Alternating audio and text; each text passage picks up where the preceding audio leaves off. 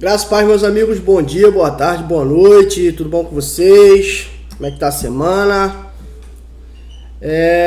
Mais uma semana, nós estaremos iniciando aqui o nosso assunto, estaremos discorrendo o nosso assunto. A gente está chegando ao final do nosso discipulado, a gente está finalizando aqui os conteúdos. Hoje a gente vai dar continuidade com um assunto muito importante, que é a continuidade daquilo que a gente vem abordando e vem trabalhando nos dias anteriores, nas semanas e nas aulas anteriores, tá? Hoje a gente vai falar um pouquinho sobre recebendo a salvação, ok? A aula de hoje, na verdade, ela também não é uma aula muito demorada, tá? Já de antemão, já adianto para vocês aqui, até porque ela vem numa continuidade dos assuntos anteriores, tá? Como eu falei, a gente está tratando de uma trilogia, né? Bem dizer aqui, que são os assuntos que complementam a salvação.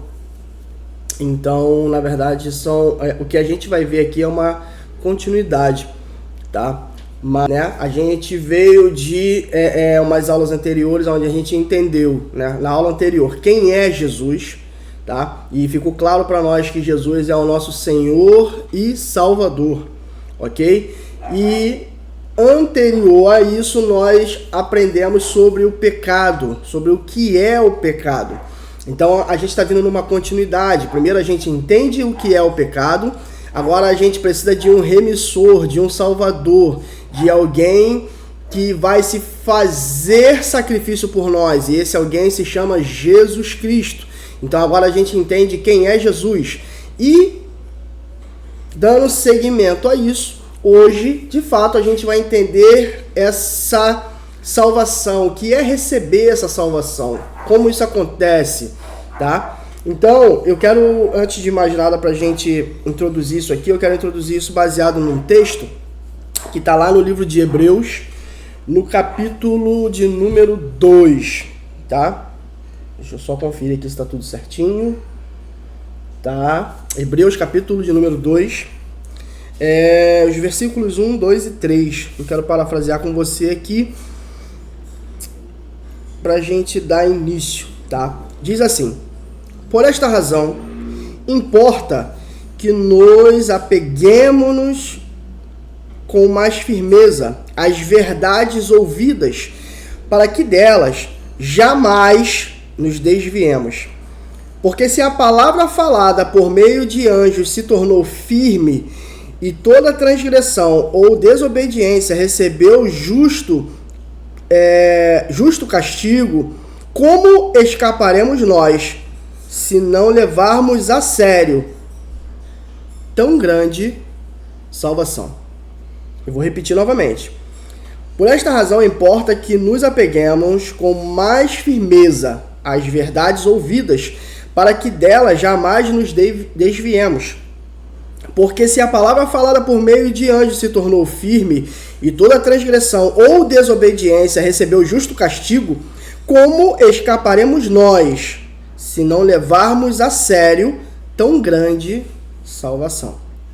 É com esse texto que eu quero iniciar aqui o nosso assunto de hoje, tá? O nosso assunto de hoje é recebendo a salvação. Eu preciso fazer uma recapitulação aqui rápida, já que nós estamos entendidos que os assuntos se complementam. Então eu preciso entender o seguinte, tá? De acordo com os nossos artigos de fé, que são 16, a partir do 5º artigo de fé, só para a gente recapitular: o primeiro artigo, Deus Trino; o segundo artigo, Jesus Cristo; o terceiro artigo, Espírito Santo. Ok? Nós abordamos isso nas aulas anteriores. O 4º artigo é Escrituras Sagradas. E aí vem o 5º artigo, que é pecado original e pecado pessoal. Nós abordamos isso na primeira aula dessa trilogia, o que é o pecado. A partir dali, a gente tem o 6º artigo, que trata da expiação; o 7º artigo, que trata da graça preveniente; o 8º artigo, que trata da expiação, ok? E aí tem o 9º artigo, que é a justificação, a regeneração e a adoção, e o 10º, que é a santificação cristã e inteira santificação. Do 5º artigo ao 10º artigo, essa seção, toda ela trata desse assunto chamado salvação. Dá para se perceber naquela imagem, tá? Que ali está estampado o caminho da salvação. Deixa eu tentar abrir para você aqui rapidinho, só para a gente visualizar isso que eu estou dizendo. Só um instante.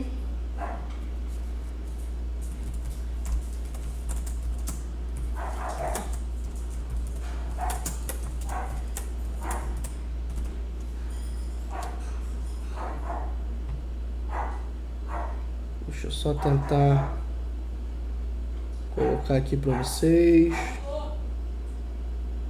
Deixa eu ver se aparece aqui. Deixa eu ver se está fácil.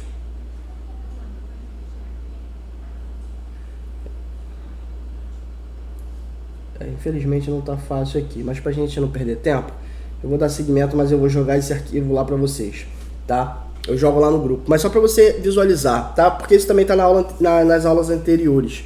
Se eu não me engano, quando a gente tratou na primeira aula artigo de fé, eu joguei essa imagem lá, mas eu jogo de novo sem problema nenhum.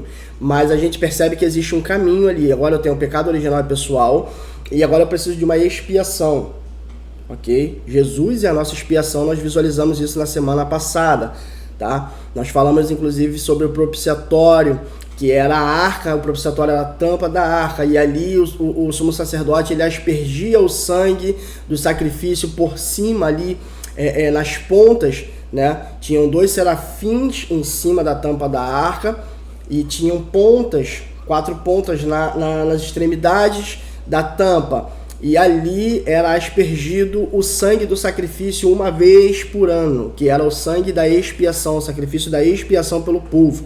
Tá? Jesus se fez a nossa expiação. Ele é a nossa expiação.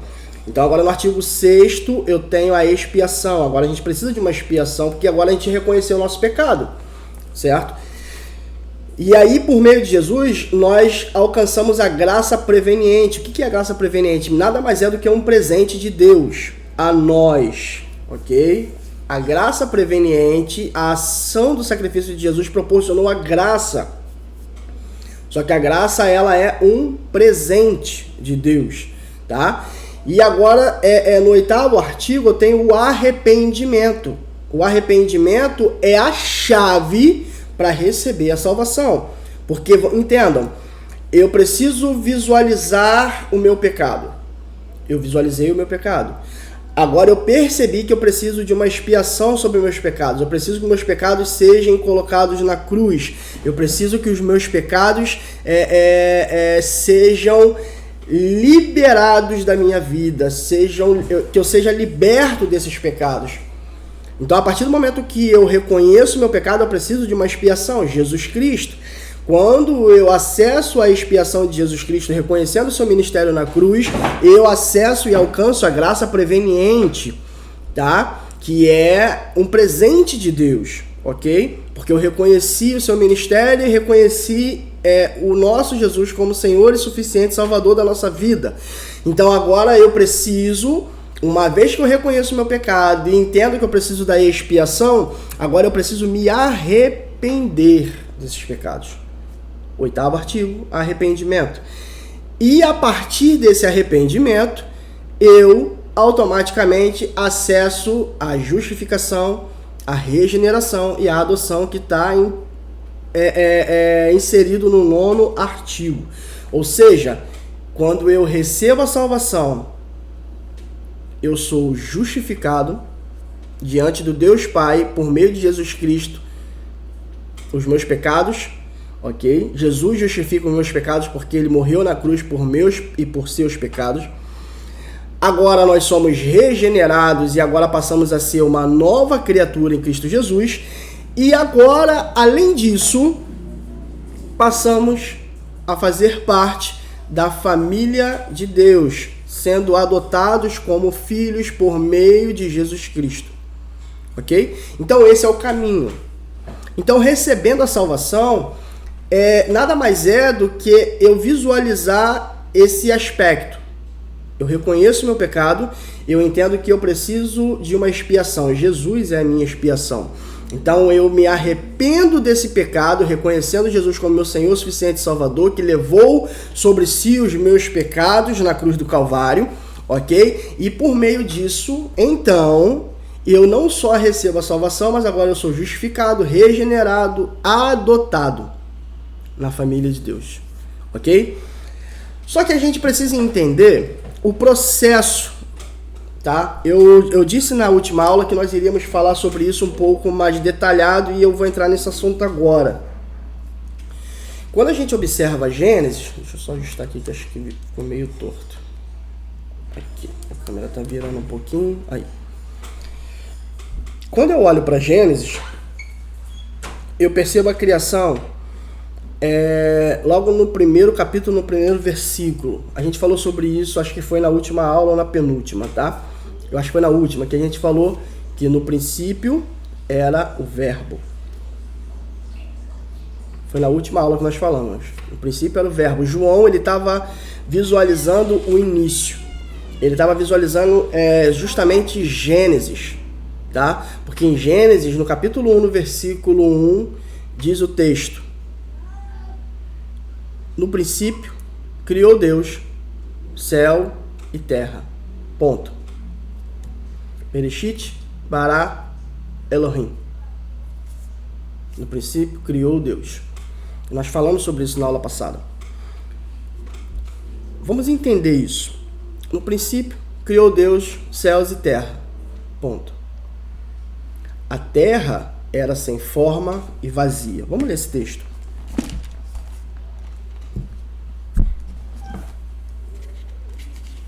Gênesis capítulo 1, perdão.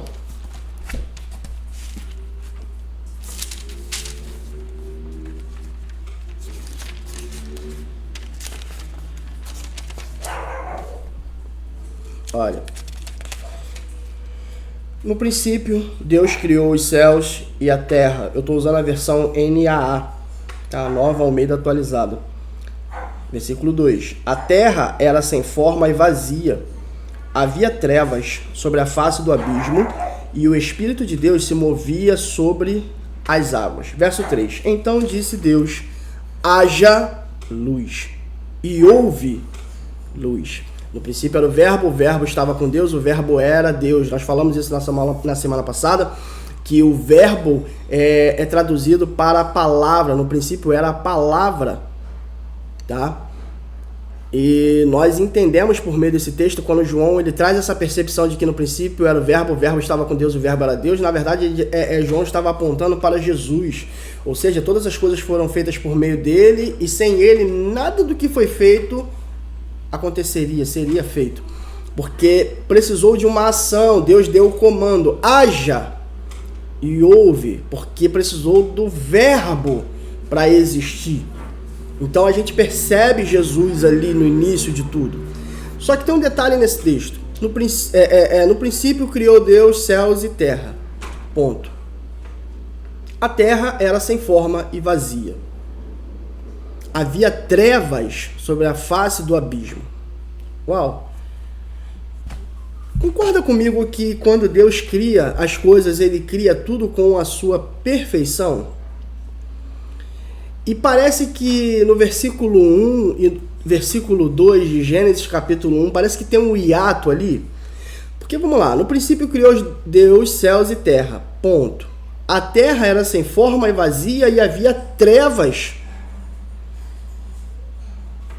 Se no princípio Deus criou os céus e terra, eu não creio que Deus criou algo deformado, porque a impressão que se tem é que a terra sem forma, vazia, com trevas, não parece ser algo que Deus criaria diante daquilo que nós presenciamos a partir do verso 3, haja luz, onde ele começa de fato a criar todas as coisas.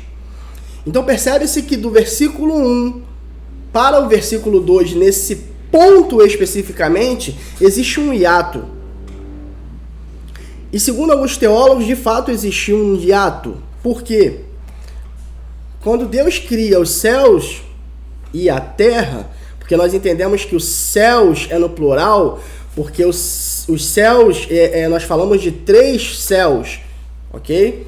Os céus das aves, o céu dos cosmos e o céu celestial, tá? Mas vamos lá.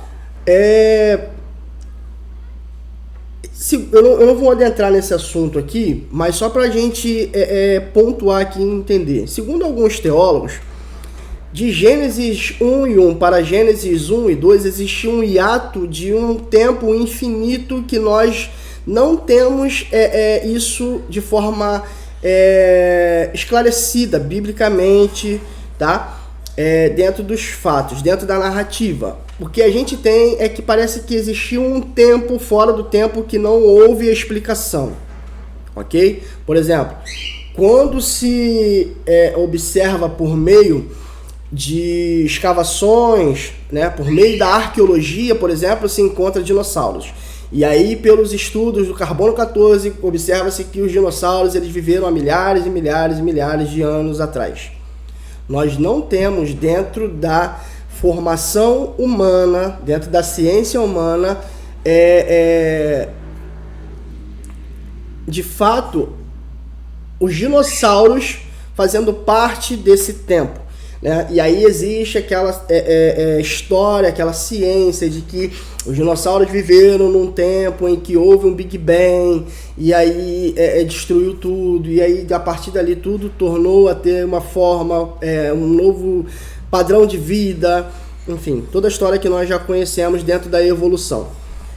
Só que se a gente observar a Bíblia, posso dizer, embora isso não esteja explícito, mas eu posso dizer que, assim, eu não posso negar a existência dos dinossauros porque os fósseis, por exemplo, estão aí. Eu não posso ignorar algo que está aí, está visível para nós. Mas aonde que eles existiram? Então existe uma teoria, tá? Vou deixar bem claro que existe uma teoria de alguns teólogos que defendem que Gênesis capítulo 1, verso 1 e verso 2, houve um hiato. Quando Deus cria céus e terra, e ali existe esse ponto, na verdade Deus criou a terra como um reformatório, ok? O que é esse reformatório? Um lugar aonde a terça parte dos anjos não habitavam, mas acessavam, melhor dizendo, e com eles existia um maestro. Então, segundo essa visão, a Terra era um lugar de ensaio, vamos dizer assim, da terça parte dos anjos, juntamente com um ser que foi criado de forma especial, chamado Lúcifer. Significa anjo de luz. Ele era o maestro dessa terça parte dos anjos. E parece que, segundo essa teoria, tá? Acredita-se que esse grupo vinha para a Terra, tá? E aqui acontecia a adoração. Só que Lúcifer ele foi acometido por uma soberba, por uma arrogância e uma altivez, porque ele começou a observar a glória que era devida de Deus e ele queria isso para ele. Ao ponto dele colocar no seu coração: eu subirei ao mais alto monte e colocarei o meu trono acima das estrelas, acima do Altíssimo. Porque Satanás, na verdade, ele permitiu que o seu coração se enchesse de vaidade, de orgulho. Porque ele queria aquela glória para ele. E o texto diz: eu subirei Então, segundo essa teoria, acredita-se que na Terra foi que esse plano foi arquitetado. Ok? Na Terra esse plano foi arquitetado. E quando ele diz, eu subirei ao mais alto trono, colocarei acima das estrelas, porque, vamos lá, isso se trata de um pecado. Mas no céu não entra pecado. Então, acredita, segundo essa teoria, que foi aqui na Terra que ele arquitetou tudo isso. Ok? E agora, ele está declarando que vai subir acima das estrelas e vai estabelecer o trono dele para que a glória seja dele. E aí, agora Deus entra em cena. E segundo essa teoria, Satanás, ele automaticamente, quando isso acontece, ele é destituído das suas funções, do seu cargo, por assim dizer, do seu posto. Porque agora existe uma rebelião, porque ele consegue convencer essa terça parte dos anjos. E agora existe uma rebelião. E agora, Lúcifer, ele não só é destituído da sua função, não só é destituído do seu ofício, por assim dizer, tá? Eu tô falando de uma teoria aqui, tá ok, gente? Ele não só é destituído de tudo isso, como agora ele é lançado dos céus para a terra. Aí tem um texto que diz assim, e vi Satanás caindo do céu como um raio. Deixa eu ver se eu acho esse texto aqui para você.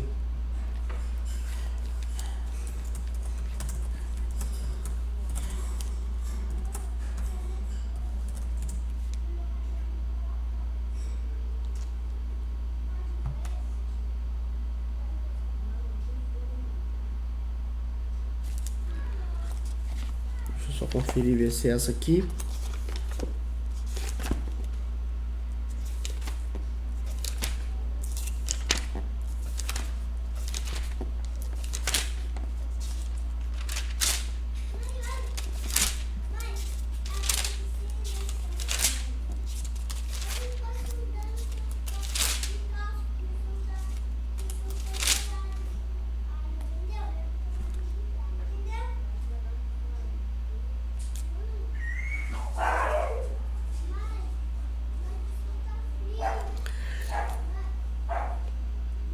Lucas 10, 17. Então os 70 voltaram cheios de alegria, dizendo, Senhor, em seu nome, os próprios demônios se submetem a nós. Vamos lá, Jesus enviou os 70 à missão, e agora os 70 estão retornando com o relatório. E eles vêm maravilhados. E aí a primeira coisa que eles dizem, segundo o relato de Lucas,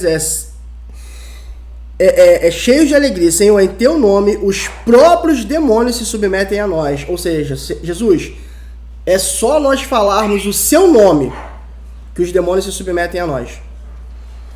Jesus lhes disse, eu via Satanás caindo do céu como um relâmpago. E eis que eu dei a vocês autoridade para pisarem cobras e escorpiões e sobre todo o poder do inimigo. Nada, absolutamente, lhes causará dano. Então Jesus está declarando que viu Satanás ser lançado do céu como um relâmpago. Então vamos lá. Segundo essa teoria, parece que houve uma guerra no céu. Houve uma batalha no céu. E agora, não só Lúcifer, como uma terça parte dos anjos vai aos céus. Eles são chamados à presença de Deus Todo-Poderoso. É removido dele as suas patentes. E agora eles são lançados dos céus. Quando eles são lançados do céu, principalmente Satanás, como Jesus declara aqui em Lucas 10, 18, tá? Segundo essa teoria, nesse momento em que Lúcifer ele é lançado como um raio. Ou seja, ele é lançado de uma forma tão grande que ele se choca com a terra. Ele se choca com a terra. E aí, segundo essa teoria, quando isso acontece, é exatamente com esse choque de Lúcifer e a terça parte dos anjos com a terra, é que a terra agora está sem forma e vazia. Entendem? Segundo essa teoria. Então, Gênesis 1:1. Criou Deus os céus e terra. Ponto. O hiato de tempo. Agora, a terra estava sem forma, vazia, e havia trevas sobre a face do abismo. Então disse Deus, haja luz. Aí agora vamos lá. Vamos trazer aqui a introdução de fato e trazer de fato a salvação. Em Apocalipse capítulo 3, versículo 8, diz que Jesus é o cordeiro morto antes da fundação do mundo. Vamos entender isso. Jesus é o cordeiro morto de Deus antes da fundação do mundo. Nós falamos sobre isso. Em toda a criação, Jesus ele já estava presente. Tão presente quanto Deus Pai, tão presente quanto Deus Espírito Santo. Os três estavam presentes na criação desde o início de tudo. Bereshit bara Elohim. No princípio, Deus criou Pai, Filho e Espírito Santo. Então eles estão presentes. Agora vamos lá. Concordam comigo que um dos atributos de Deus é a sua onisciência e a onipresença, mas principalmente a onisciência? O que é a onisciência? A onisciência é um atributo de Deus onde ele tem ciência de todas as coisas antes mesmo de ela acontecer e existir. Então, trazendo essa concepção agora, vem comigo. Vamos parafrasear algo aqui. Vamos imaginar que agora o Pai, Filho e Espírito Santo estão olhando para a Terra. A Terra agora está sem forma e vazia. Existe treva sobre a face do abismo. Vou parafrasear aqui com vocês para a gente tentar trazer esse entendimento, tá? E agora existe treva sobre a face do abismo. E agora eles estão olhando para a Terra, tá olhando um para o outro, falando, vamos fazer algo.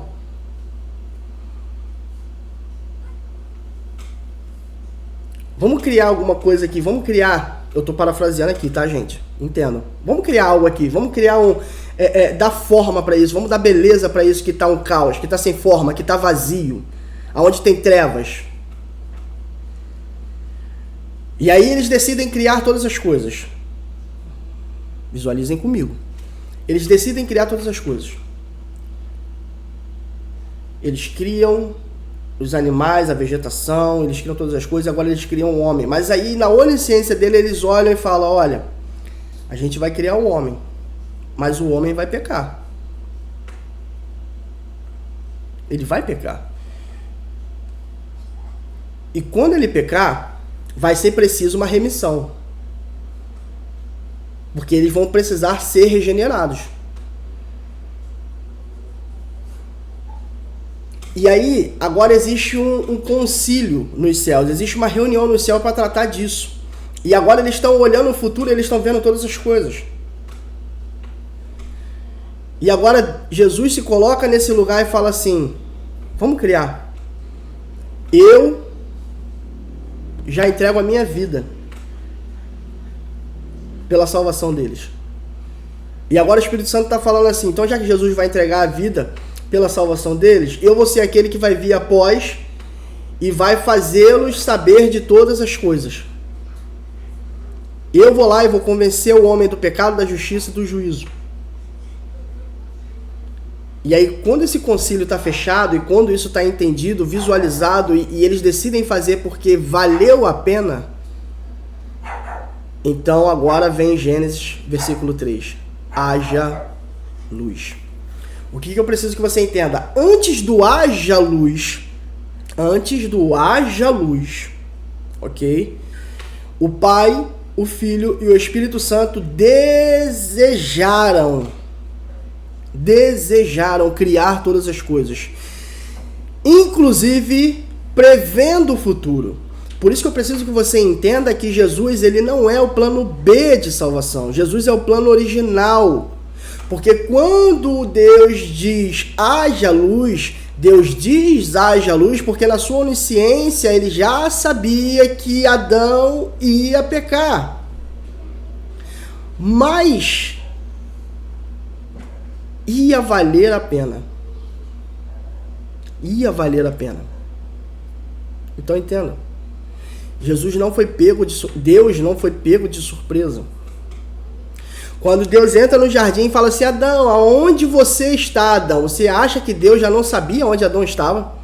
Você acha que Deus já não sabia que Adão já tinha tomado do fruto, juntamente com Eva? Eles não foram pegos de surpresa, eles já sabiam de todas as coisas. Ah, Eric, então você está dizendo que Adão e Eva foram criados para pecar? Negativo, de forma nenhuma. Eles decidiram pecar. Foi diferente. Embora na sua onisciência Deus já sabia que o homem ia fazer, Deus não criou o homem para pecar.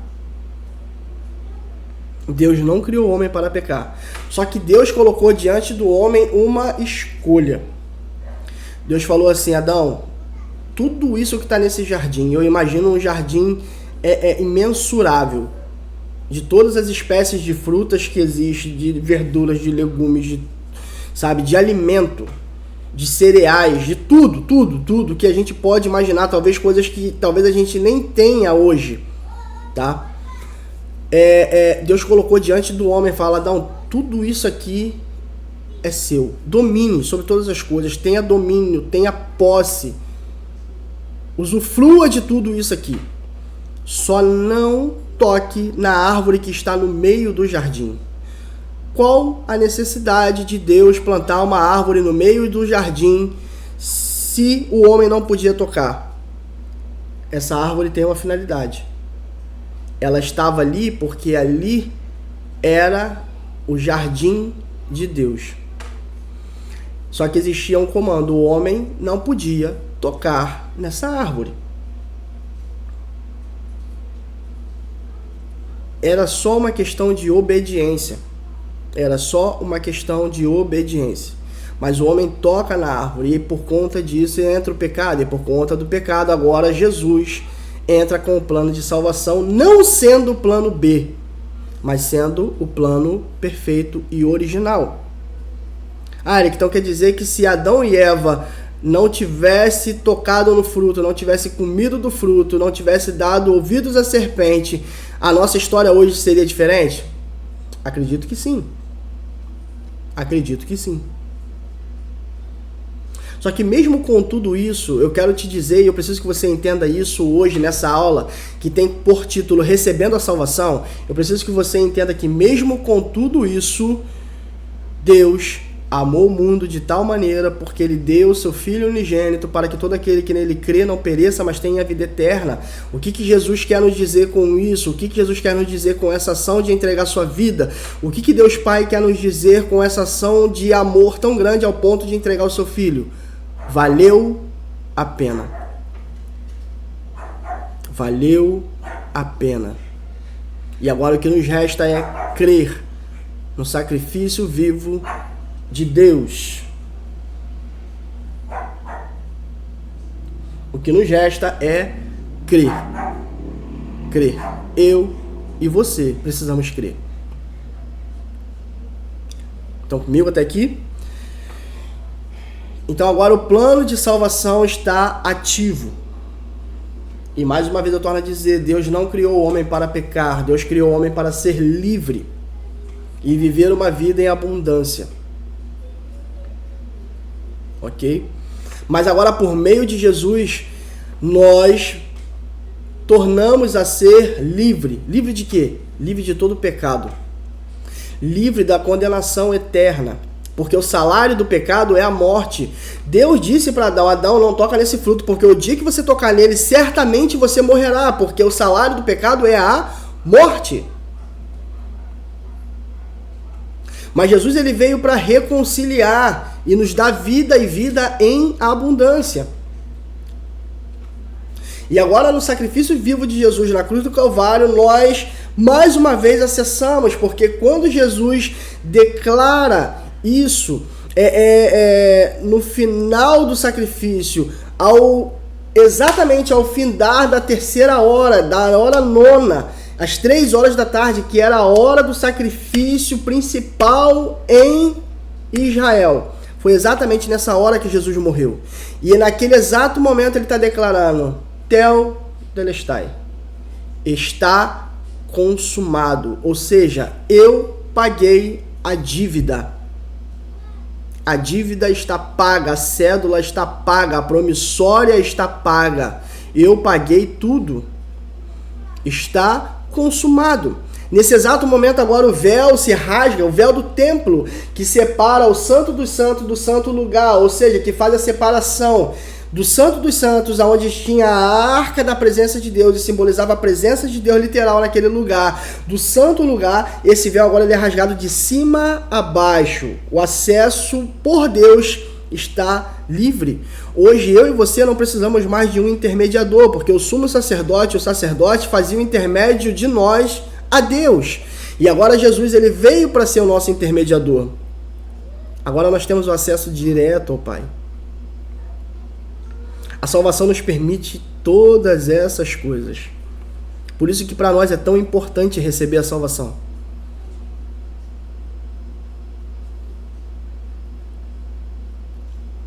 Nós somos livres, porque nós decidimos receber a salvação. Entendam?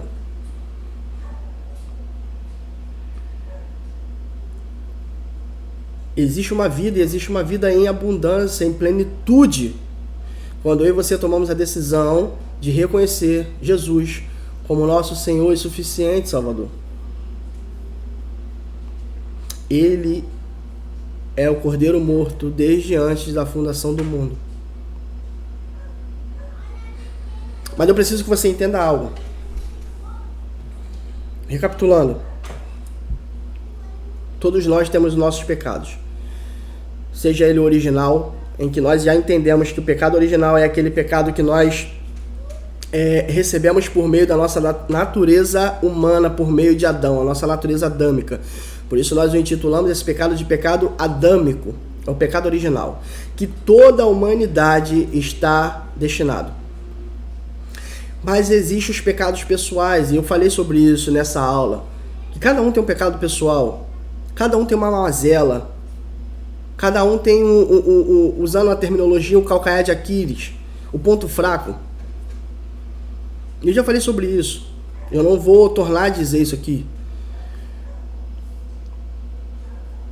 Todos nós temos esse lugar, todos nós. E Jesus ele veio justamente para nos salvar de tudo isso, para nos resgatar de tudo isso. E nós precisamos reconhecer o sacrifício vivo de Jesus e entender que ele levou sobre si esses nossos pecados. Tanto o pecado original, quanto os nossos pecados sexuais, seja ele qual for. E se você ainda tem dúvida sobre isso, se você ainda tem algum pecado que você ainda não conseguiu se desvencilhar, eu te convido a assistir a aula anterior que fala sobre pecado. E, acima de tudo, se você não está conseguindo, se você já entendeu isso, se você tem consciência disso, mas ainda não conseguiu fazer, cara, me chama no privado, me procura que a gente conversa. Peça ajuda. Nós estamos aqui para te ajudar, para te orientar e para que junto nós consigamos alcançar esse lugar de excelência e vida em plenitude que Jesus nos proporcionou por meio do seu sangue. Só que eu preciso que você entenda que existe um processo, existe um caminho. A primeira coisa é reconhecer o meu pecado. Eu preciso reconhecer o meu pecado. Sabe o ladrão na cruz? O ladrão na cruz, ele está ali exatamente na cruz junto com Jesus. E agora ele está reconhecendo Jesus como Senhor e Salvador. E ele está dizendo assim: Jesus, lembra de mim quando você entrar no teu reino. Ele reconheceu quem era Jesus. Parece que naquele momento ele estava dizendo para Jesus: Jesus, eu já sei que o seu reino não é desse mundo. Só lembra de mim quando você estiver lá. Existe o arrependimento daquele pecado, porque ele estava ali sendo crucificado justamente pelos seus pecados. Ao contrário de Jesus, que não tinha pecado nenhum, mas decidiu levar o pecado de toda a humanidade. E naquele momento ele está levando o pecado também desse ladrão da cruz. E agora Jesus olha para ele e diz: ainda hoje estarás comigo no paraíso. Ou seja, ele só acessa o paraíso porque ele reconheceu quem era Jesus e reconheceu os seus pecados. Porque enquanto o ladrão da esquerda estava zombando de Jesus, o da direita estava reconhecendo quem era, e por isso ele acessou a vida eterna. Então a primeira coisa, eu preciso reconhecer os meus pecados. A partir do momento que eu reconheço meus pecados, agora eu preciso evidenciar a expiação. Eu já sei que quem é a expiação por mim, pelos meus pecados, é Jesus Cristo. E agora, por meio disso, eu preciso entrar no lugar de arrependimento. E agora eu preciso que você entenda isso. Arrependimento não é remorso. Existe uma coisa muito diferente de arrependimento e remorso, porque o remorso, você comete o pecado, vem aquele sentimento, o inferno ele tá te acusando e aí vem o remorso. O remorso. Mas o remorso ele não te leva ao arrependimento, porque o verdadeiro arrependimento é aquele que você confessa e deixa. Agora, se você está nesse estágio, se está nesse lugar de você reconhecer o seu pecado, você não entra no lugar de arrependimento, você simplesmente está no lugar de remorso. E aí, nesse lugar de remorso, você tem aquele sentimento, você tem aquele peso, mas você não se arrepende de verdade.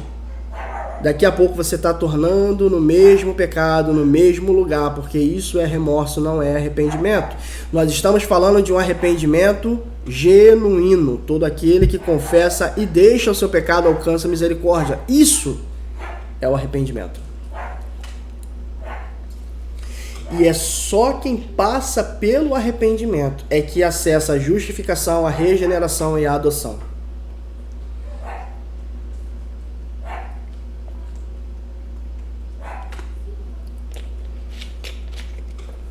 É só quem entra nesse lugar. Essa é a porta. Essa é a porta. O arrependimento. Então existe um caminho. Eu reconheço meus pecados. Agora eu sei que Jesus é a minha expiação. Agora eu preciso me arrepender para receber a salvação. Eu só recebo a salvação quando de fato eu reconheço Jesus e suas obras. E deixo meus pecados. Então agora a partir do verso 9, do artigo 9, melhor, a partir do artigo 9, a justificação e regeneração, eu começo o meu estágio de santificação inicial. Lembra que eu falei isso, que não basta simplesmente eu reconhecer Jesus como meu Senhor e Salvador, que eu já estou com a minha salvação garantida. Não. E é exatamente sobre isso que eu vou falar agora. A salvação se perde. A salvação se perde. O primeiro estágio para minha santificação inicial, a partir da regeneração, é, de fato, eu reconhecer Jesus como meu Senhor e Salvador. Uau, acessei a salvação. Só que eu preciso agora entrar num lugar de santificação para que, por meio dessa santificação, eu seja glorificado no final da caminhada. Isso significa dizer que só reconhecer Jesus como Senhor e Salvador garantiu minha salvação. Não. Não. E cuidado se você ainda tem esse pensamento, porque você pode perder a sua salvação. E agora a gente vai embasar isso de forma bíblica. Olha o que diz 1 Coríntios.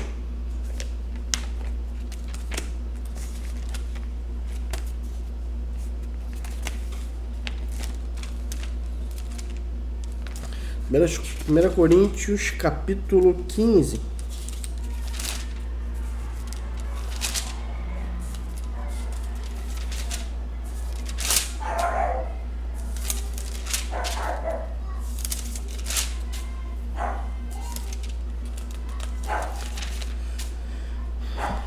Primeira Coríntios, capítulo 15, versículo 1 e 2.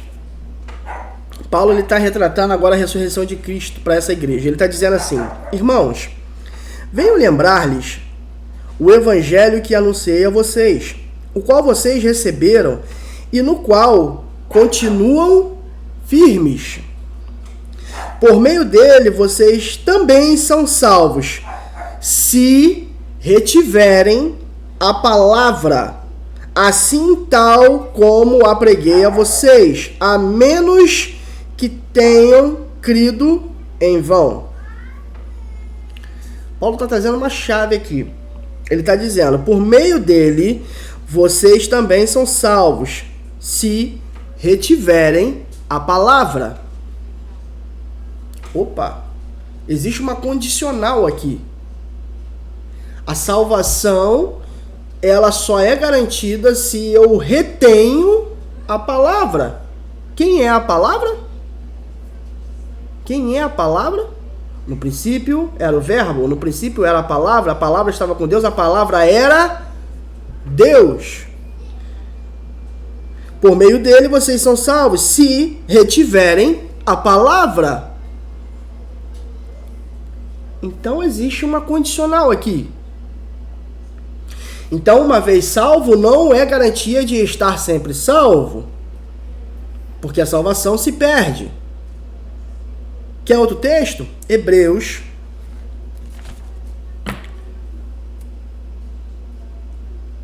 Nós lemos no capítulo 2 o seguinte: por esta razão, importa que nos apeguemos com mais firmeza às verdades ouvidas, para que delas jamais nos desviemos. Porque se a palavra falada por meio de anjos se tornou firme, e toda transgressão ou desobediência recebeu justo castigo, como escaparemos nós, se não levarmos a sério a grande salvação? O autor de Hebreus está fazendo uma indagação aqui, ele está fazendo uma pergunta. Agora, olha o que ele escreve no capítulo 3. Escutem isso. Eu vou ler a partir do 7 para a gente parafrasear. Tá? Olha isso. Por isso, como diz o Espírito Santo, hoje, se ouvirem a sua voz, não endureçam o coração, como foi na rebelião, no dia da tentação no deserto, onde os pais de vocês me tentaram, pondo-me à prova, e viram as minhas obras durante 40 anos. Por isso, me indignei contra essa geração e disse: o coração deles sempre se afasta de mim, e eles não conheceram os meus caminhos. Assim jurei na minha ira: não entrarão no meu descanso. Só uma aspa aqui para a gente continuar nesse texto. O povo foi liberto do deserto, do Egito, perdão. Eles acessam o deserto. Eles entraram no deserto com um ato. Eles precisavam ir ao deserto para adorar a Deus, que os livraram por meio de mãos fortes do cativeiro egípcio. Eles presenciaram as 10 pragas. Eles não só presenciaram, como eles estavam isentos de todas elas, porque o Egito inteiro estava sendo alcançado por todas as pragas, praga a praga. Todo o Egito estava sendo alcançado. E a terra onde eles residiam, que era Gósen, que pertencia ao Egito, era a única terra em que nada era afetado. Todas as pragas, inclusive a última, que foi a morte dos seus primogênitos. Eles não perderam nenhum gado, eles não perderam nenhum boi, eles não foram atingidos por piolhos, eles não foram atingidos por moscas, eles não foram atingidos por rãs. Nada alcançou a terra deles. E agora eles saem do Egito com mãos fortes, acessam o deserto, atravessam o Mar Vermelho a pés enxutos. Deus supre as necessidades deles no deserto, porque um lugar onde não tem água, Deus faz brotar água. No lugar onde não tem sombra, porque não existe árvores, não existe lugares de descanso, Deus se faz sombra para esse povo. Deus envia pão do céu para esse povo. Mas mesmo assim, esse povo com o coração endurecido só murmurava, questionava, ao ponto de dizer que estavam com saudade do Egito, porque no Egito tinha cebola. Durante 40 anos, vivenciando e presenciando todos os milagres que Deus realizou para salvá-los.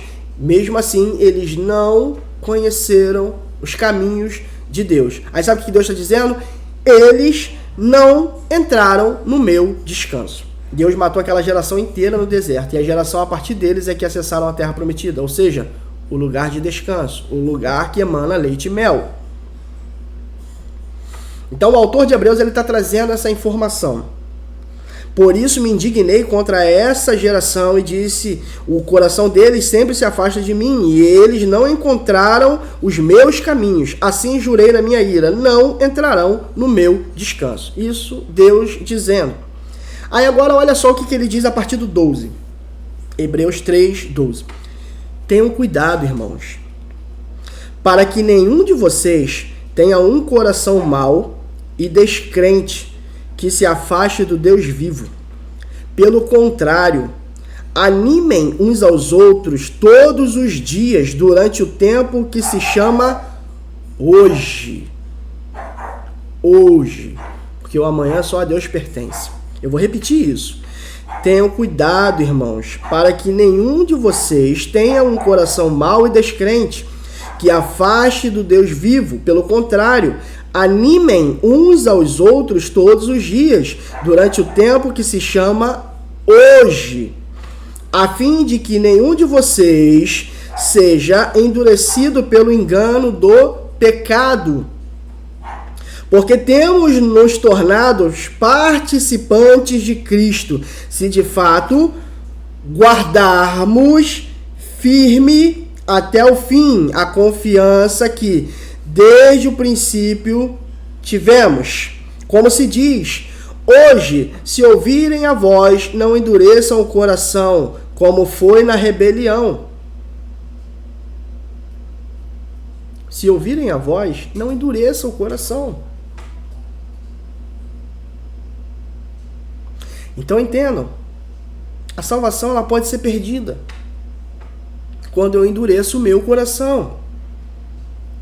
Por isso que Jesus, quando ele escreve a sua carta, se eu não me engano, a igreja de Laodiceia, se eu não me engano, que ele diz que que o Espírito Santo, o Espírito de Deus tem contra eles, o próprio Jesus dizendo que tinha contra eles porque eles abandonaram primeiro o amor. E agora Jesus está falando para ele: voltem às práticas das primeiras obras. Deixa eu só conferir aqui para ver se realmente é essa a igreja. Eu já dou até a referência para vocês.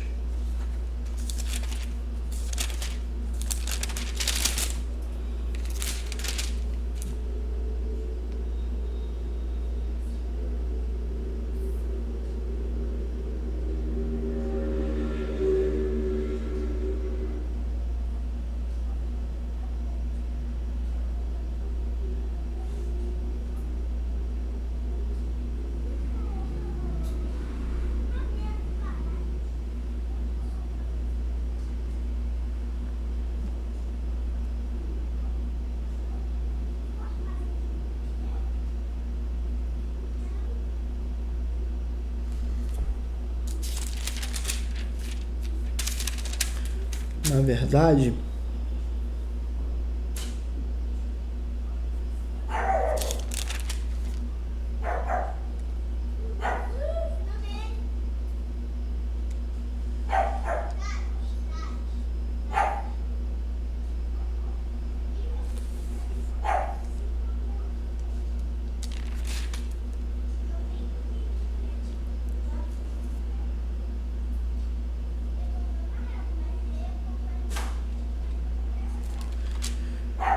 deixa eu só procurar aqui. Deixa eu dar a referência para vocês certinho.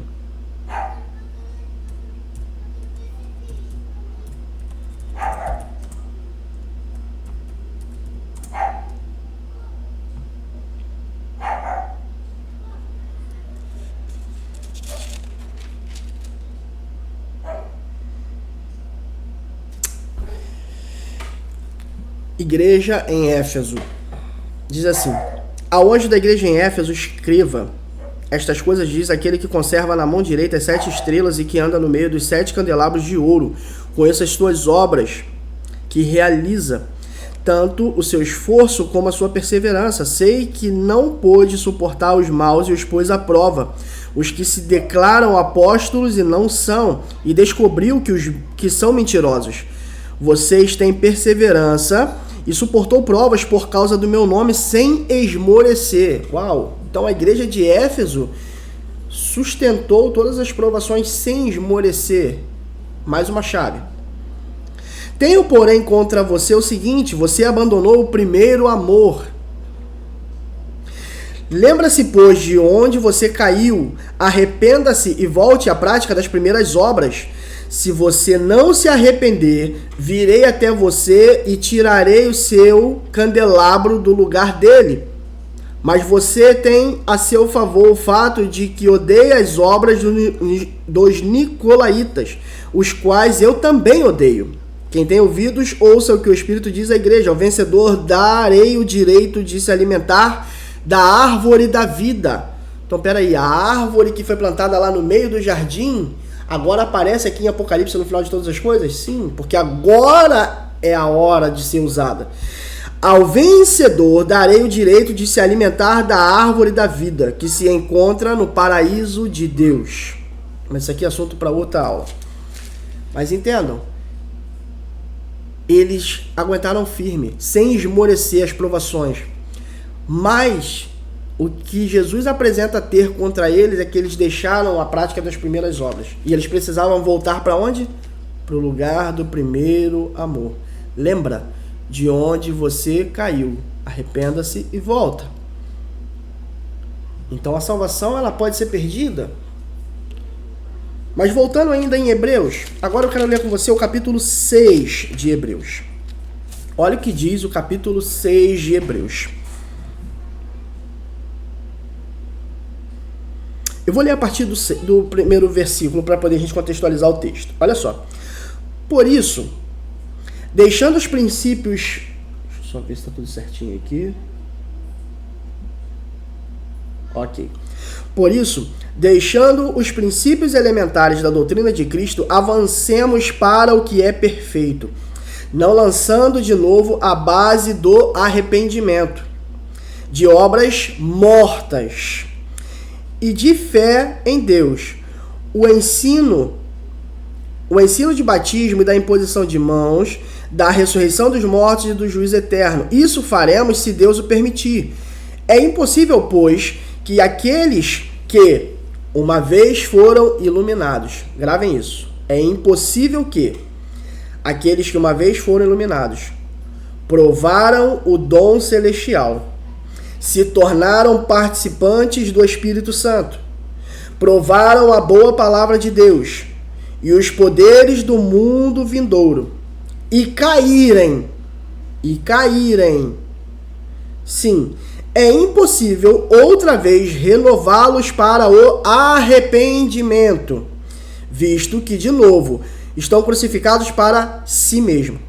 O Filho de Deus o expondo à zombaria, porque a terra que absorve a chuva, que frequentemente cai sobre ela e produz plantas úteis para aqueles que a cultivam, recebe bênção da parte de Deus, mas se produz espinhos e ervas daninhas, é rejeitada e está perto da maldição, e o seu fim é ser queimada. Agora escuta a partir do verso 9. Quanto a vocês, meus amados, ainda que falemos desta maneira, estamos certos de que coisas melhores esperam, coisas relacionadas com a salvação. Porque Deus não é injusto para se esquecer do trabalho que vocês fizeram e do amor que mostraram para com o seu nome, pois vocês serviram e ainda estão servindo aos santos. Desejamos que cada um de vocês continue mostrando até o fim o mesmo empenho para a plena certeza da esperança, para que não se tornem preguiçosos, mas imitadores daqueles que pela fé e pela paciência herdam a promessa. Herdam a promessa. Então, peraí. Desejamos que cada um de vocês continue mostrando até o fim o mesmo empenho para a plena certeza da esperança. Então, peraí. Eu preciso manter o mesmo empenho até o fim.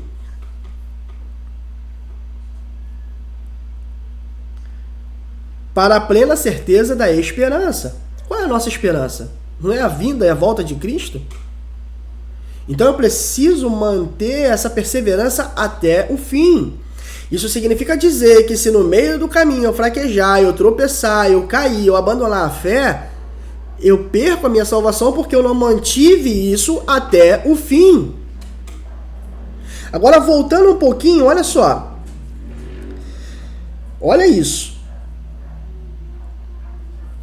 A partir do verso 4. É impossível, pois, que aqueles que uma vez foram iluminados, ou seja, quem é a luz do mundo?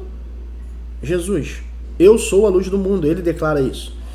Então, se fomos iluminados porque nós acessamos a luz do mundo, que é Jesus Cristo. Ou seja, nós recebemos ele como nosso Senhor e Salvador. Então, fomos iluminados. Então, agora olha o que ele está dizendo.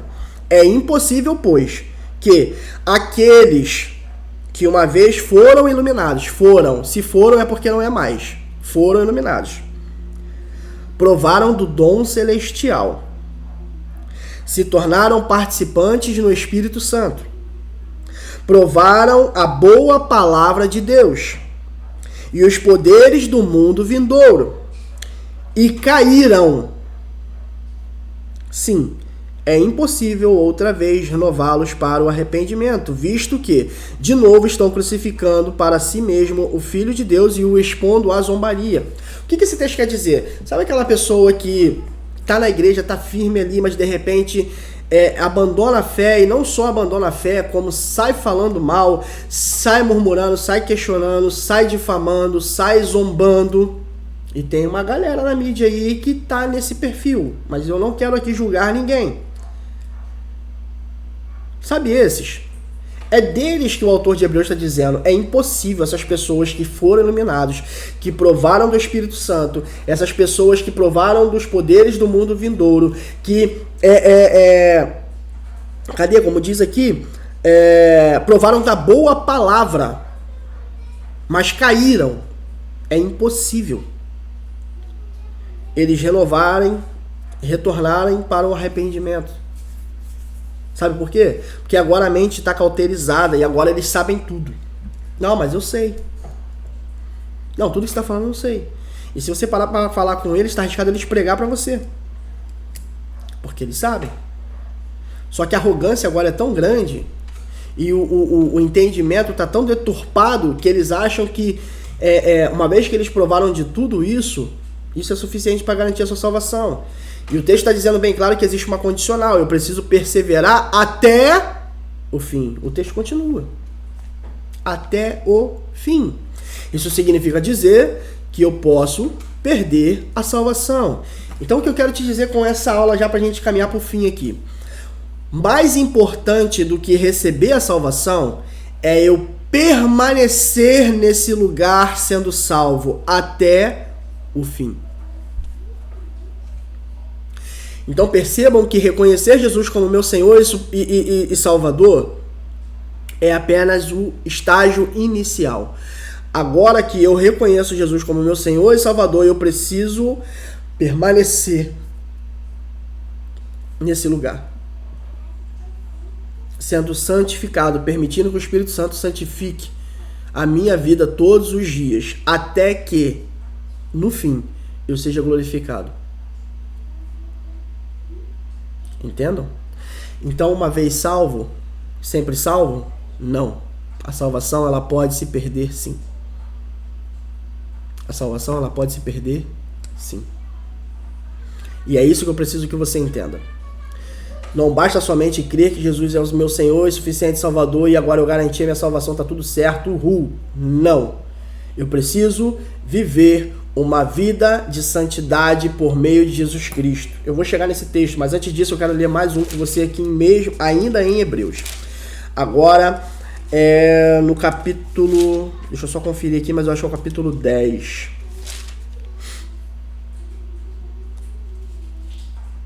Capítulo 10.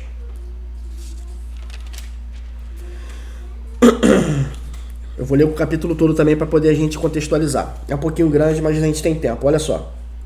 Ora, visto que a lei é apenas uma sombra dos bens vindouros, não a imagem real das coisas, nunca consegue aperfeiçoar aqueles que se aproximam de Deus, como os mesmos sacrifícios que anos após anos continuamente eles oferecem. Se isto fosse possível, será que os sacrifícios não teriam deixado de ser oferecidos? Porque os que prestam cultos, tendo sido purificados de uma vez por todas, não mais teriam consciência de pecados. Entretanto, nesses sacrifícios ocorre recordação de pecado todos os anos. Aqui a gente está falando do pecado que acontecia a remissão uma vez por ano por meio da expiação, tá? Porque é impossível que o sangue de touros e de bodes remova pecados. Por isso, ao entrar no mundo, Cristo disse: sacrifício e oferta não quiseste, mas preparaste um corpo para mim.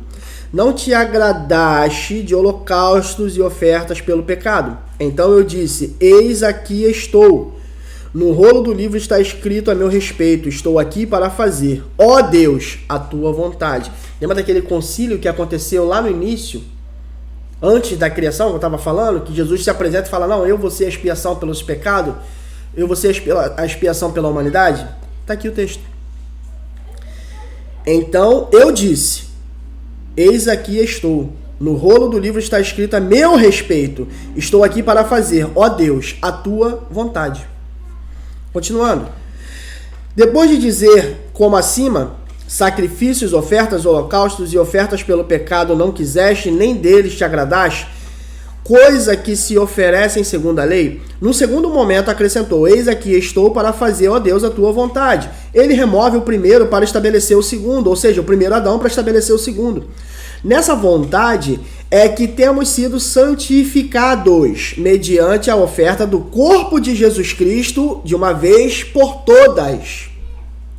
Ora, todo sacerdote se apresenta dia após dia para exercer o serviço sagrado e oferecer muitas vezes os mesmos sacrifícios, que nunca jamais podem remover pecados. Ou seja, os sacrifícios que eram acontecidos nos tempos de Moisés até os tempos de Jesus, eles não removiam pecado, eles cobriam o pecado.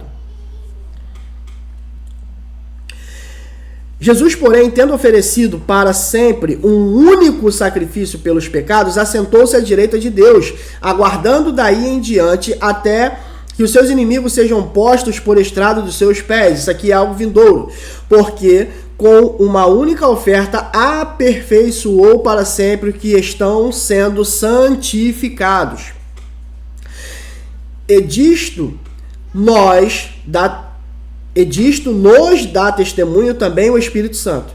Porque, após ter dito: esta é a aliança que farei com eles, depois daqueles dias, diz o Senhor, imprimirei as minhas leis no coração deles e as escreverei sobre sua mente. Lembra da purificação do coração? O ato interno do batismo no Espírito Santo, o coração purificado, olha o texto aqui. E o ato externo é o fruto do Espírito sendo evidenciado. Então vamos lá. Esta é a lei que farei com eles depois daquele dia, diz o Senhor. Imprimirei as minhas leis no coração deles e as escreverei sobre sua mente.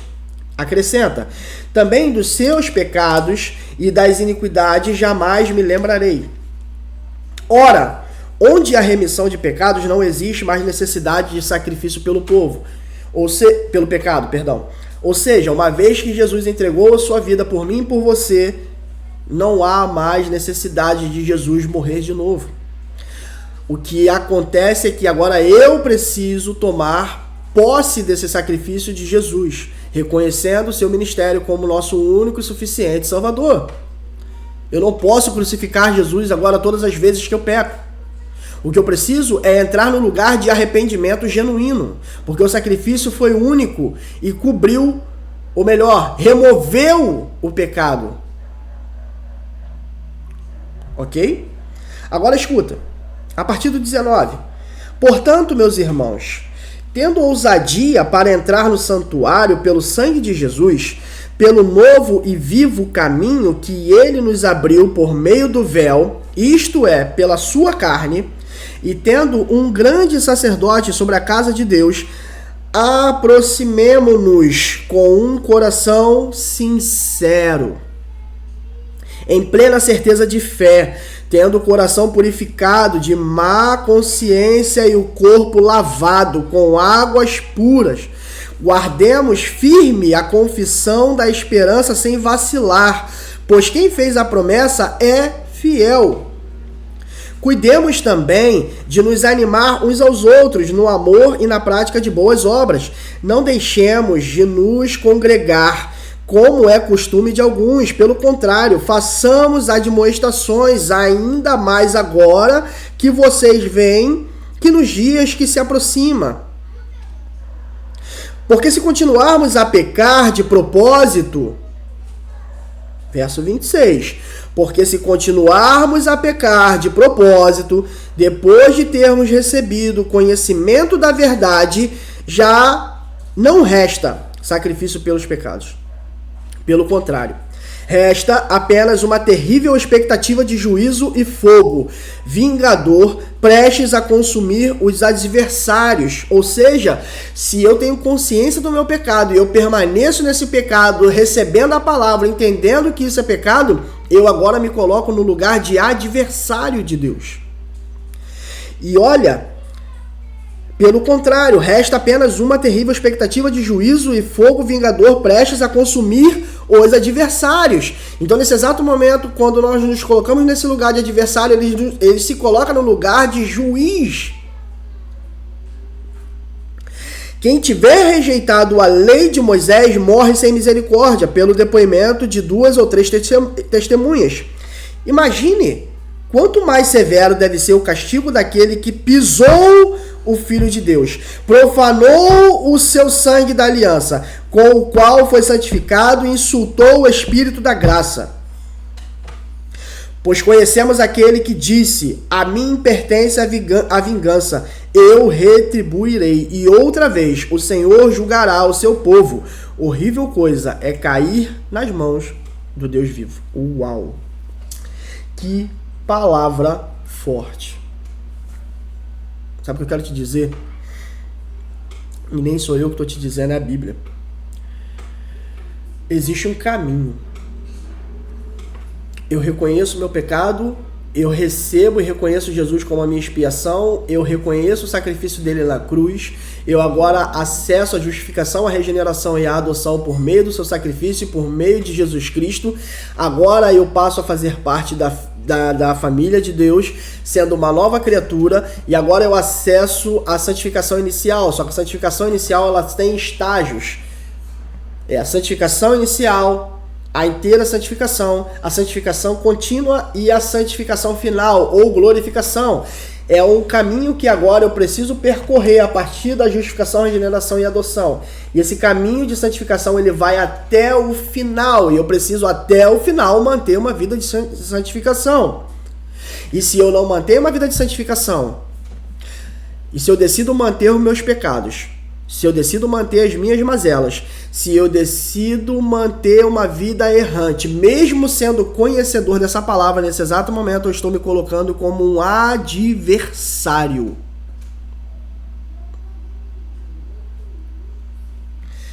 E o pior, quem tiver rejeitado a lei de Moisés morre sem misericórdia, pelo depoimento de 2 ou 3 testemunhas. Imaginem quanto mais severo deve ser o castigo daqueles que pisou o Filho de Deus. Essas pessoas que se tornam adversários de Deus porque não quer deixar o pecado, pisam o Filho de Deus. Profanam o sangue da aliança, o qual foi santificado, e insultam o Espírito da graça. Cara, isso é muito sério. A salvação é muito séria.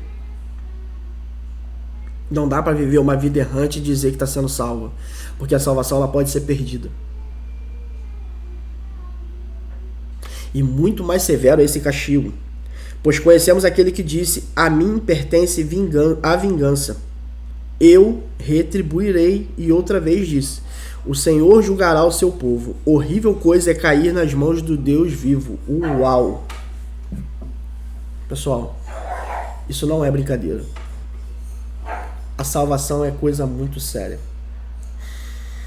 E uma vez que eu só reconheci Jesus como meu Senhor e Salvador, eu estou salvo, e isso é uma conversa do inferno. Porque a salvação, ela precisa esse reconhecimento de Jesus como meu Senhor e Salvador, ela precisa anteceder uma vida de santificação. Ou seja, o primeiro estágio é reconhecer Jesus como meu Senhor e Salvador e acessar o lugar de justificação, regeneração e adoção. Mas a partir daí, eu preciso viver uma vida de santidade. E para fechar, eu quero fechar com ainda em Hebreus. Agora no capítulo 12. Eu vou ler a partir do verso 4, para a gente fechar. Na luta contra o pecado, vocês ainda não resistiram até o sangue. E vocês se esqueceram da exortação que lhes é dirigida como filhos. Filho meu, não despreze a correção que vem do Senhor, nem desanime quando você é repreendido por ele. Porque o Senhor corrige a quem ama e castiga todo filho a quem aceita. É para a disciplina que vocês perseveram. Deus os trata como filhos. E qual é o filho a quem o pai não corrige? Mas se estão sem essa correção, da qual todos se tornaram participantes, então vocês são bastardos e não filhos. Além disso, tínhamos os nossos pais humanos, que nos corrigiam e nós os respeitávamos. Será que então não nos sujeitaremos muito mais ao Pai espiritual para vivermos? Pois eles nos corrigiam por pouco tempo, segundo melhor lhe parecia. Deus, porém, nos disciplina para o nosso próprio bem, a fim de sermos participantes da sua santidade. Na verdade, toda disciplina, ao ser aplicada, não parece ser motivo de alegria, mas de tristeza. Porém, mais tarde, produz fruto pacífico aos que têm sido por ela exercidos, fruto de justiça. Agora o versículo-chave. Por isso, levantem as mãos cansadas e fortaleçam os joelhos vacilantes. Façam caminho retos para os seus pés, para que o manco não se desvie, mas seja curado. Procurem viver em paz com todos e busquem a santificação, sem a qual ninguém verá o Senhor. Procurem viver a paz com todos e busquem a santificação, sem a qual ninguém verá o Senhor. Peraí. Então a salvação precisa ser, a santificação precisa ser buscada? Procurem viver em paz com todos e busquem a santificação, sem a qual ninguém verá o Senhor. Então peraí. Eu preciso buscar a santificação, porque se eu não tiver a santificação, eu não vejo o Senhor. Eu não acesso o Senhor? Uau! Então, se eu não mantenho uma vida de santificação, automaticamente eu perco a minha salvação. E se eu perco a minha salvação, eu não acesso o Senhor. Uau! Estão percebendo como isso é muito sério? E o negócio é muito mais a fundo, muito mais estreito do que a gente pensa, imagina, ou de repente a gente ouviu a nossa vida inteira. Não basta apenas dizer que Jesus é o meu Senhor e Supremo Salvador. Não basta apenas eu levantar minhas mãos e dizer, Senhor, eu te aceito, e continuar numa prática errante, numa vida errante. Eu preciso de fato acessar o arrependimento de forma genuína, e por meio disso eu preciso de fato acessar esse lugar de justificação, regeneração e adoção. Porque só a partir daí é que eu inicio o meu processo de santificação. E outra, eu preciso buscar a santificação, mas quem nos santifica é o Espírito Santo. E se eu não entro nesse lugar, eu me torno um inimigo de Deus.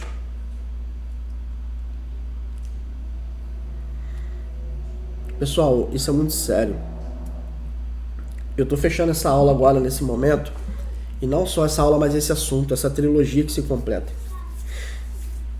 E o conselho que eu dou para você é, cara, se de fato o seu coração está pulsando por isso, e se de fato o Espírito Santo está trazendo a sua memória, se está trazendo a sua existência agora, sabe, pecados, atitudes, ações que precisam ser externadas, que precisam ser denunciadas, que precisam de fato ser colocadas mesmo na cruz de Cristo, para que alcancemos o verdadeiro arrependimento, o arrependimento genuíno, não só de palavras, mas de ações.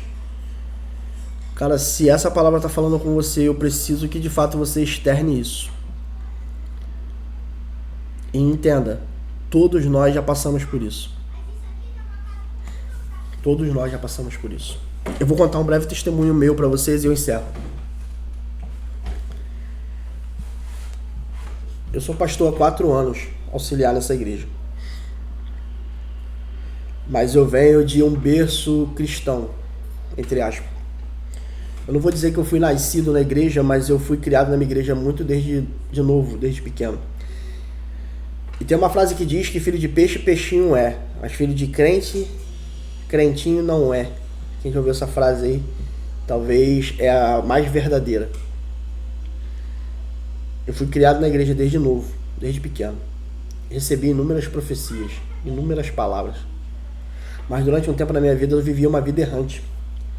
Eu era alguém que tinha práticas pecaminosas, mas no domingo eu estava no altar ministrando louvor, eu estava participando da ceia, do corpo, do sangue de Jesus de forma indevida e vivendo uma vida dissoluta, acessando um lugar de remorso e não de arrependimento genuíno, porque todas as vezes que o pecado batia na minha porta eu cedia, e depois que acontecia eu entrava num lugar de remorso, mas eu não acessava de fato o verdadeiro arrependimento. E vocês estão ouvindo o testemunho de alguém que a vida inteira estava dentro da igreja, a vida inteira tinha inúmeras atividades dentro da igreja, sempre envolvido com as coisas da igreja, sempre. O que vocês veem eu fazendo hoje, na verdade, eu posso dizer que é muito menos do que eu já fiz. Eu sempre fui uma pessoa muito ativa na igreja, e sendo uma pessoa muito ativa na igreja, sempre cometendo esses pecados. Só que um dia, o Espírito Santo me bateu com tanta força, e eu entendi que durante a minha vida inteira eu vivi uma vida de engano, porque na verdade eu não acessei o arrependimento, eu só acessei o lugar de remorso, e eu precisava de fato acessar o lugar de arrependimento. E foi nesse dia que de fato eu tomei a decisão de entrar nesse lugar de arrependimento. E quando eu acessei esse lugar, eu precisei renunciar a todas essas coisas, eu precisei denunciar todas essas coisas. E foi exatamente nesse lugar que eu recebi a cura da minha alma, que eu recebi de fato a libertação dos meus pecados, das minhas mazelas. E não só isso, foi nesse lugar em que de fato eu acessei a justificação, a regeneração e a adoção. Então entenda, essa ação, ela não tem por definição te prejudicar, te expor, pelo contrário. A forma como nós fazemos é a forma que a gente tenta preservar o máximo possível a sua integridade, porque na verdade não nos importa te expor, o que nos importa é curar a sua alma por meio do Espírito Santo, e nós só somos o canal. Só. Quem faz a obra é o Espírito Santo. Só que para ele fazer a obra, nós precisamos liberar o acesso. Só nós que temos a chave. Entende? E foi só de fato depois desse lugar de reconhecer os pecados de fato, se arrepender de fato, receber a expiação por meio de Jesus Cristo de fato. De alguém que a vida inteira falava de Jesus, cantava de Jesus, mas de fato não vivia Jesus, é que a situação de fato mudou. E hoje eu posso dizer que eu vivo uma vida de excelência em Cristo Jesus. Então vocês estão ouvindo de alguém que talvez esteve num lugar parecido com o que você está agora. Que está na igreja, que tem ações na igreja, que tem atividades na igreja, mas que talvez ainda não tenha um encontro verdadeiro e genuíno com Jesus. Lembra do que eu falei na aula passada? Que quando a mulher samaritana teve um encontro verdadeiro com Jesus, ela mudou não só a sua vida, mas ela conseguiu alcançar uma comunidade inteira. É isso. Testemunho de vida. E é isso que eu e você precisamos alcançar e acessar. Esse lugar de uma vida transformada que por meio dela transforma outras vidas. Nós precisamos ser agentes de transformação na vida das pessoas à nossa volta, ao nosso redor. As pessoas precisam dar testemunhos de nós, não por aquilo que nós dizemos, mas por aquilo que nós fazemos. Isso precisa ser natural, isso não pode ser forçado.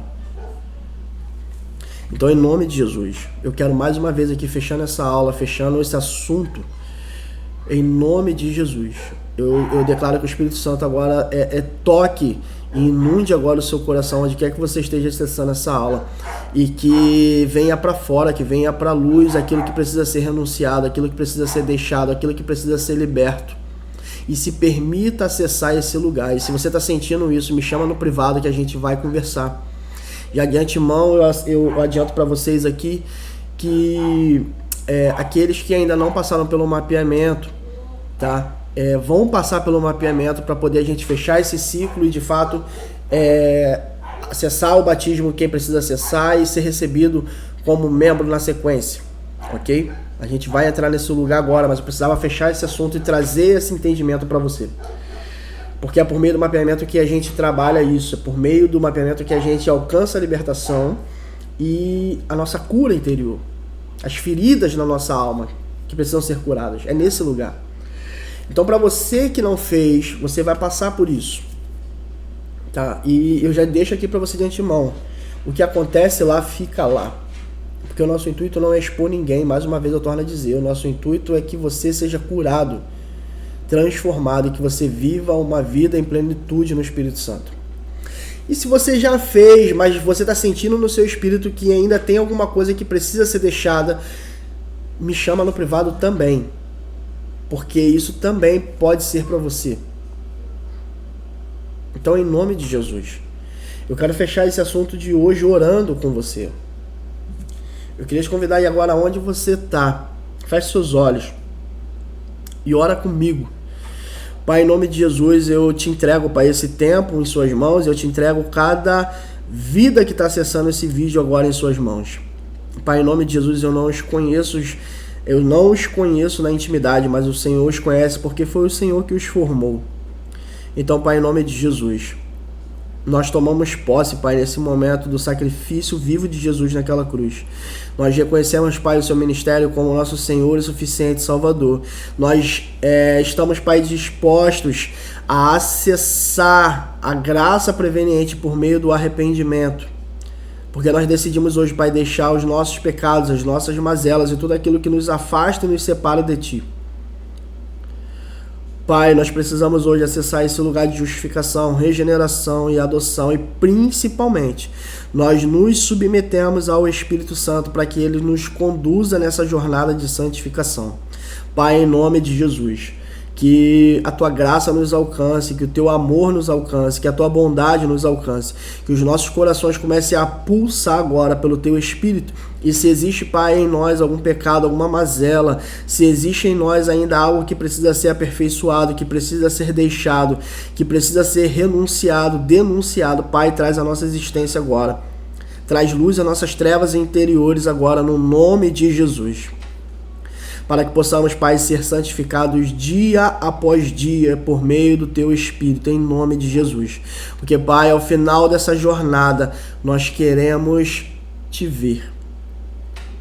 Porque como o autor de Hebreus nos declara, Nós precisamos seguir a paz com todos e a santificação, sem a qual ninguém vê o Senhor. Nós queremos te ver, nós entendemos que nós precisamos te ver em santidade. Então, Pai, em nome de Jesus, nos leva a esse lugar de santidade todos os dias, para que nós possamos, Pai, purificar nossas vestes todos os dias, para que possamos mortificar a nossa carne todos os dias, e para que possamos, Pai, encontrar um lugar de vitória e de plenitude no Espírito Santo todos os dias.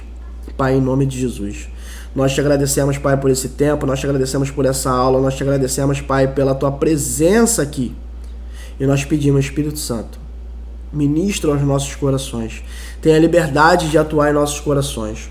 Tu és bem-vindo nesse lugar, em nome de Jesus, em nome de Jesus. Pai, muito obrigado.